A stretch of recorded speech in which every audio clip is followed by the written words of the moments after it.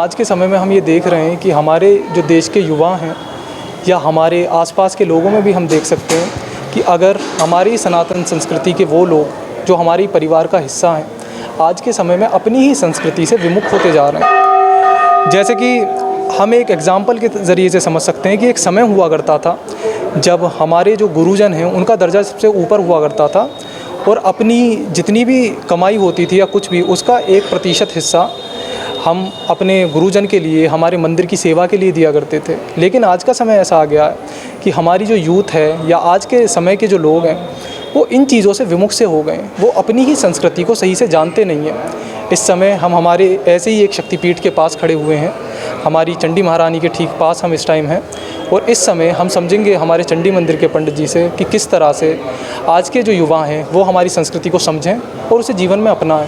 पंडित जी, क्या नाम है आपका? मिथिलेश कुमार मिश्रा। तो पंडित जी, जैसे मैंने अभी पूछा कि जिस तरह से हमारे देश का युवा हमारी संस्कृति से विमुख सा होता जा रहा, तो उस बारे में आपकी क्या राय है, क्या सोचते हैं आप? ये देखिए, युग का ही ये सब हैं, 4 युग हैं, सतयुग, त्रेता, द्वापर। ये सब में समझिए गुरुकुल हुआ करता था। जगह जगह समझिए कि गुरुकुल। अब जितने विद्यालय बन गए हैं, इतनी विद्यालयों की स्थिति माने अब की स्थिति की तरह पहले नहीं थी। पहले गुरुकुल ही हुआ करता था। गुरुकुल में समझिए कि हमारे सनातन धर्म से संबंध रखने वाले जितने जो हैं वो वहाँ गुरुकुल में शिक्षा जो है लिया करते थे। लेकिन अब जो है धीरे धीरे जगह जगह जो हैं संस्थाएं हैं, जैसे हमारे चंडी मंदिर में ही ये चंडी संस्कृत पाठशाला जो हैं, ये आपके बनारस के संपूर्णानंद संस्कृत महाविद्यालय का ही ये शाखा है। यहाँ भी काफ़ी हद तक बच्चे जो हैं शिक्षा दीक्षा ग्रहण कर रहे हैं। अब जो हैं दिन प्रतिदिन अब जो है इसका प्रचलन समाज में बढ़ने लगा है। बीच में थोड़ी सी ह्रास हुई थी, लेकिन अब जो हैं सब जो हैं सामान्य होने लगे हैं। धीरे धीरे हमारा जो मंदिर है ये भी ये प्रयास कर रहा है कि अगर कोई युवा जानता नहीं संस्कृत को या सीखना चाहता तो हम उसे ये सुविधा प्राप्त करवा पा रहे हैं कि वो संस्कृत यहाँ से सीख सकता है। जी हाँ, यहाँ जो है इसीलिए जो है यहाँ संस्कृत पाठशाला का जो है स्थापना बहुत पहले ही कर दिया गया है। यहाँ समझिए कि बच्चे लोग संस्कृति ही सीखते हैं। यहाँ समझिए कि संस्कृत में प्रथमा, मध्यमा, उपशास्त्रित तक का यहाँ पठन पाठन की सुविधा है। पंडित जी, जैसे हम जानते हैं कि हमारा जो ये हापुड़ का चंडी मंदिर है, यहाँ पे लाखों की तादाद में भक्त माता का आशीर्वाद लेने आते हैं, उनका दर्शन लेने आते हैं। तो आपका इस बारे में क्या विचार है? देखिए, माता जी जो हैं ये शक्तिपीठ हैं, अपने आप में जो हैं शक्तिपीठ हैं और यहाँ श्रद्धालु जिस श्रद्धा से आते हैं उनकी श्रद्धा माता जी पूरा करती हैं। ये जो हैं आदि शक्ति हैं और यही माता जो हैं समय समय के अनुसार अनेकों रूप धारण करती हैं। जैसे हमारे यहाँ 9 देवियों का भी प्राण प्रतिष्ठा स्थापना जो है लोग करवाए हैं। जैसे ये माता सिद्धिदात्री हैं, ये नवम माता हैं, इनकी आराधना से सभी प्रकार की सिद्धियां प्राप्त होती हैं। ये स्कंद माता जी हैं, दुर्गा जी का ही स्वरूप हैं। ये महागौरी हैं, ये 8वें स्वरूप में आती हैं महागौरी। सप्तमम कालरात्रिश, ये 7वें कालरात्रि देवी हैं। द्वितीयम ब्रह्मचारिणी, ये ब्रह्मचारिणी देवी हैं। चौथे नवरात्रि जो हम लोग मनाते हैं कुष्मांडा देवी के नाम से उनको जाना जाता है, ये कुष्मांडा देवी हैं। तृतीय नवरात्रि जो हम लोग मनाते हैं चंद्रघंटा देवी के नाम से उनकी पूजा आराधना की जाती है, ये चंद्रघंटा माता जी हैं। छठे नवरात्रि के रूप में कात्यायनी देवी जो हैं, कात्यायनी देवी का स्वरूप का पूजन किया जाता है, एक कात्यायनी देवी हैं। और प्रथमम शैलपुत्री जो ये शैलपुत्री हैं, शैलपुत्री के नाम से प्रथम दिवस की जो नवरात्रि होती है वो शैलपुत्री नाम से जानी जाती हैं। शैलपुत्री के नाम से उनकी पूजा आराधना की जाती है। दुर्गा सप्तशती में ये वर्णन आया है कि प्रथमम शैलपुत्री च द्वितीयं ब्रह्मचारिणी तृतीयं चंद्रगंडेति कुष्मांडेति चतुर्थकम पंचकम स्कंदमातेति षष्ठम कात्यायनीति च सप्तमं कालरात्रिश्च महागौरीति चाष्टिकम नवम सिद्धिदात्री च नव दुर्गा प्रकृतिता। इस प्रकृति में नौ ही देवी हैं। ऐसे समय के अनुसार देवी अनेकों रूप धारण कर लेती हैं। समय माँ चंडी है, हाँ, ओ माँ सबकी मूल जो है वो हमारी माता चंडी है। देवी तो एक ही है, आदि शक्ति के नाम से जानी जाती हैं। युग युग समय समय पर ये अनेकों रूप में परिवर्तित तो होती रहती हैं। हम ऐसे कह सकते हैं कि जैसे समय परिस्थिति और काल बदलता है, देवी भी उसी प्रकार अपना रूप बदल देती हैं। जी। गुरुजी, एक बार हम चाहेंगे आप हमें चंडी महारानी के दर्शन कराएं और हमारे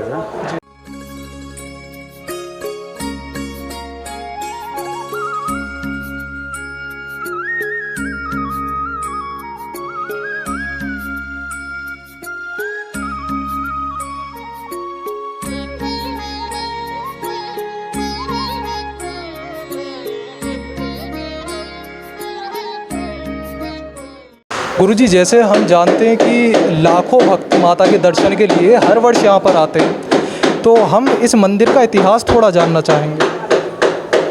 विशेष सूत्रों के हवाले से ये जानकारी प्राप्त हुई है कि ये माता जी कब से हैं, कब से यहाँ विराजमान हैं, ये अब तक कोई नहीं सही तरीके से बता पाए।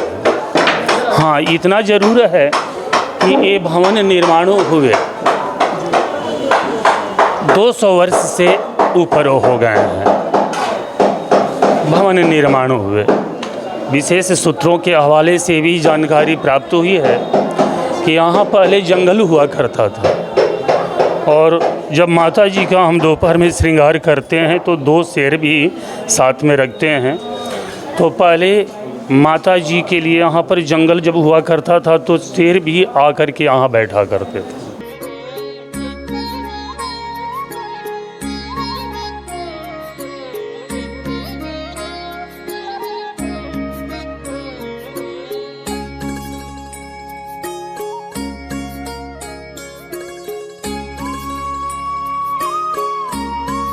हम ये समझना चाहेंगे कि आखिर कितने समय से आप माता की सेवा कर रहे हैं, और ऐसी कौन सी चीज़ें हैं जिसका एक भक्त को ध्यान रखना चाहिए जब वो अपनी माता की, अपने आराध्य की पूजा या सेवा करता है। पिछले 24 से 25 वर्षों से हम यहाँ सेवा में उपस्थित हैं माता जी के लिए। बीच में जो है बच्चों की विशेष देख रेख पढ़ाई के लिए बीच में चले गए थे। पुनः समिति जो है हमें दोबारा बुलाई है कि आप माँ की सेवा में उपस्थित हो जाइए, माँ की सेवा आराधना कीजिए। पुनः समझिए कि मैं यहाँ पर पदस्थापित हो चुका हूँ माता की सेवा के लिए। और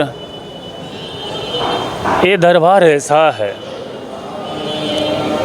जो श्रद्धा और भाव से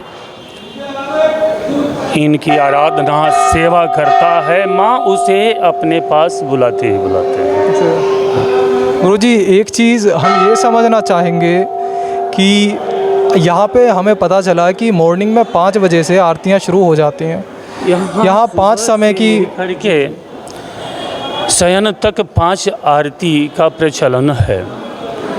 जैसे सुबह, अब तो ग्रीष्म ऋतु जो हैं आ रहे हैं, प्रथम नवरात्रि से ही माँ के कपाट जो हैं 4:30 बजे खुल जाया करेगा। 5 बजे की मंगला आरती होती है। अभी 5:30 की मंगला आरती हो रही है, लेकिन प्रथम नवरात्रि चैत्र शुक्ल पक्ष की प्रथम नवरात्रि से 5 बजे की मंगला आरती। इसके बाद दोपहर में श्रृंगार होने के बाद माँ का श्रृंगार आरती किया जाता है। इसके बाद श्रृंगार के बाद जो है माँ को विश्राम दिया जाता है। पुनः 5 बजे मंदिर के कपाट खुलने के बाद पट आरती का प्रावधान है। पट आरती के बाद शाम में संध्या आरती होती है। वो अभी 6:30 की संध्या आरती चल रही है। समय समय पर 15 मिनट इसको बढ़ाया जाता है या 15 मिनट घटाया जाता है। मौसम के अनुसार, महीना के अनुसार। इसके बाद रात्रि में 9:30 बजे की शयन आरती करा करके माँ को विश्राम दिला दिया जाता है। गुरुजी, जैसे आपने इतने अच्छे से हमें और हमारे दर्शकों को समझाया, माँ की महिमा के बारे में, माँ की लीला के बारे में हमें बताया। आज के युग में हम ये देख रहे हैं, जैसे आपने पहले भी बताया, कि ये समय परिस्थिति काल अनुसार चीज़ें भी बदलती हैं और चारों युगों की साइकिल इस तरह की है कि ये समय भी आता ज़रूर है। लेकिन जैसे कि हम आज के युग में देख रहे हैं कि गुरुओं का सम्मान कम होता जा रहा, हमारे सनातन धर्म के लिए आगे बढ़ने से लोग डर रहे हैं, इसके बारे में आपको? देखिए, संस्कार जो मिलता है बच्चे लोगों का, वो घर से मिलता है। समाज को हम दोष नहीं दे सकते हैं। अपने घर में अपने बच्चों को अच्छे गुण, अच्छे संस्कार देने में माता पिता का योगदान होता है। मैं समाज के प्रत्येक माता और पिता से यही आग्रह करूंगा कि अपने बच्चे को अपने सनातन के बारे में अवश्य वो सिखाएं। इस पर सरकार की भी विशेष पहल हो रही है कि हमारे समाज में जितने जो आज के पीढ़ी हैं अपने धर्म से विमुख होते जा रहे हैं। तो मैं सबसे यही आग्रह करूंगा कि इन बच्चों को, इन समाज को अच्छी दिशा में ले चलें, अच्छी प्रेरणा दें, अच्छी शिक्षा दें और अपनी संस्कृति के बारे में उन्हें समझाएं। बिल्कुल गुरुजी, एक चीज़ हमारे दर्शक ये समझना चाहेंगे कि जो आजकल के लोग हैं वो भौतिक शिक्षा तो बहुत लेते हैं, वो बड़े बड़े स्कूल्स में पढ़ते हैं, कॉलेजेस में पढ़ते हैं, लेकिन आध्यात्मिक शिक्षा हमारे जीवन में कितना महत्व रखती है, इसके बारे में कुछ बताएं। आध्यात्म ही जो है, जो हमें सत्य पथ पर ले चलता है। बिना अध्यात्म के मैं यात्रा सही नहीं कर पाऊंगा, यात्रा भटक जाया करूंगा। इसलिए अध्यात्म को ध्यान में रखते हुए सबको सही दिशा में सही प्रेरणा दें, क्या गलत है, क्या सही है। बिल्कुल, आपने बहुत अच्छे से ये चीज़ समझाई। अब जैसे कुछ समय में हमारे नवरात्रे शुरू होने वाले हैं, तो भक्तगण ऐसा क्या कर सकते हैं कि उन्हें देवी माँ की अच्छे से कृपा प्राप्त हो और कोई गलती ऐसी ना करें जो आप बताएं कि बहुत से भक्त कर देते हैं जाने अनजाने में, किन चीज़ों का विशेष तौर पे वो ध्यान रखें? दुर्गा सप्तशती में क्षमा स्तोत्र में एक श्लोक आया है, कुपुत्रो जायेत क्वचिदपि कुमाता न भवति। ये माता इतनी दयालु हैं, इतनी दयालु हैं, ये जगत जननी हैं। जननी कभी ही कुपित नहीं होती है। जाने अनजाने में अगर भक्तों से किसी प्रकार की त्रुटि हो जाती है तो ये माता इतनी दयालु हैं कि उसे वो क्षमा कर देती हैं, है ना। पुत्र जो है कुपुत्र हो सकता है, माता कुमाता नहीं। जैसे ये आरती में आता है कि पूत कपूत सुने हैं पर ना माता सुनी। जी, यही सत्य है। हाँ, यही सत्य। बहुत अच्छा लगा गुरुजी आपसे बात करके, काफ़ी कुछ आपने हमारे दर्शकों को सिखाया इस बारे में। आज की जो युवा पीढ़ी हमारी संस्कृति से विमुख हो रही थी, हम आशा करते हैं कि आपके ज्ञान के बाद उनकी आंखें भी खुलेंगी और वो भी हमारे सनातन संस्कृति को ना केवल समझेंगे बल्कि वापस इसका हिस्सा बनकर अपने जीवन को बहुत आगे लेकर जाएंगे।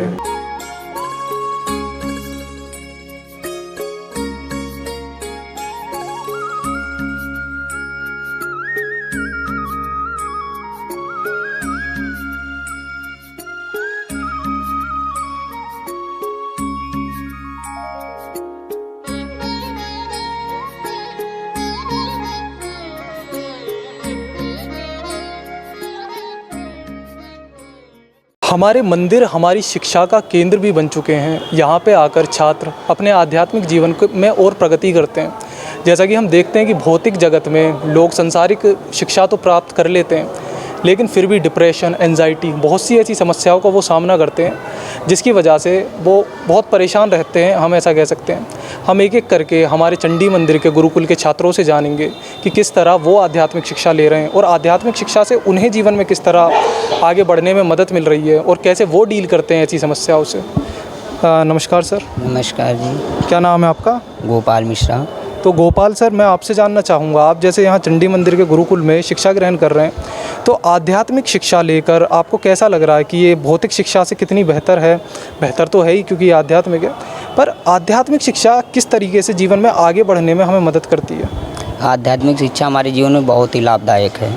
जैसा कि इन्होंने बताया कि किस तरह से जीवन में आध्यात्मिक उन्नति भी उतनी ही ज़रूरी है जितनी भौतिक। अब हम आगे चलेंगे, जानेंगे और किस तरह से यहाँ के जो छात्र हैं वो अपने आध्यात्मिक उन्नति के लिए किस तरह यहाँ पे जीवन व्यापन करते हैं। क्या नाम है? उपलक्ष्य वाजपेयी। उपलक्ष्य वाजपेयी। आपकी क्या एज है सर? हमारी 15 साल। 15 साल। तो आपको कितना समय हो गया यहाँ पर? हमें तो 1 साल हो गया लगभग। 1 साल। तो 1 साल में ऐसी कोई जर्नी के आपका कुछ पल रहा हो जो आप हमारे दर्शकों के साथ शेयर करना चाहें कि किस तरह आपके आध्यात्मिक जीवन में उन्नति हुई? हम मतलब संस्कृत हम लोग पढ़ते हैं और संस्कृत हम लोगों को मतलब पढ़ाई जाती है यहाँ पे, और संस्कृत का ही मतलब यहाँ और विषय तो बहुत सारी हैं पर संस्कृत ज़्यादा पढ़ाई जाती है जी। संस्कृत में हम लोग पढ़ते हैं। जैसे कि हम जानते हैं आज के हमारे समय में संस्कृत को धीरे धीरे विलुप्त सा किया जा रहा। सिर्फ देखा जाए तो 9th या 10th क्लास में आकर हमें ऑप्शन में ऐसा कुछ दे दिया जाता, जबकि ये ऐसी संस्कृति है हमारी कि संस्कृत होना बहुत ज़रूरी है। अब हम जानेंगे आगे बढ़कर यही बात हमारे एक सीनियर छात्र से। क्या नाम है सर आपका? राज मिश्रा। राज मिश्रा। आपकी क्या एज है सर? 18 साल। 18 साल। तो राज मिश्रा सर से हम जानेंगे कि ये कितने समय से यहाँ से हैं और इन्हें जीवन में किस तरह से उन्नति हुई आध्यात्मिक ज्ञान ग्रहण करने के बाद। 4 साल हमें हो गए यहाँ रहते। जी। हम यहीं संस्कृत में ही रहते हैं, यहीं विद्यालय में ही रहना खाना सब। जैसे हम देखते हैं कि आजकल के जो युवा हैं वो संस्कृत से दूर जाते हैं, आपका उनके बारे में क्या कहना है कि आप उन्हें कुछ कहना चाहें? अब अपनी अपनी इच्छा होती है, अब हम किसी को क्या कह सकते हैं। अपने अपने माता पिता वही ध्यान दे सकते हैं कि कैसे बढ़ाना है हमारे हिंदू परिवार को, संस्कृत को बढ़ाना है कि घटाना है, जी वही बता सकते हैं। बिल्कुल। अब आजकल के बच्चे तो सब ऐसे ही निकल रहे हैं। जी। अब हम आपको वैसे दिखा सकते हैं, आप वहाँ देख सकते हैं कि बच्चे वहाँ भी संस्कृत की परीक्षाएं दे रहे हैं इस समय, और जैसा कि आप देख पा रहे होंगे इस तरह से यहाँ पे अच्छे से संस्कृत आपको सिखाई जाती है। और हमारी संस्कृत को विलुप्त होने से बचाने के लिए संस्कृत बहुत ज़रूरी है। हमें ये समझना होगा कि बहुत सी भाषाएं विलुप्त हो गई सिर्फ इस कारण से कि उन्हें बचाया नहीं गया, लेकिन हमारी संस्कृत एक ऐसी भाषा है जो सबसे प्राचीन है और संस्कृत जैसी भाषा आगे बढ़नी चाहिए और हमें किसी भी तरह से इसकी रक्षा करनी चाहिए और इसे आगे बढ़ाना होगा।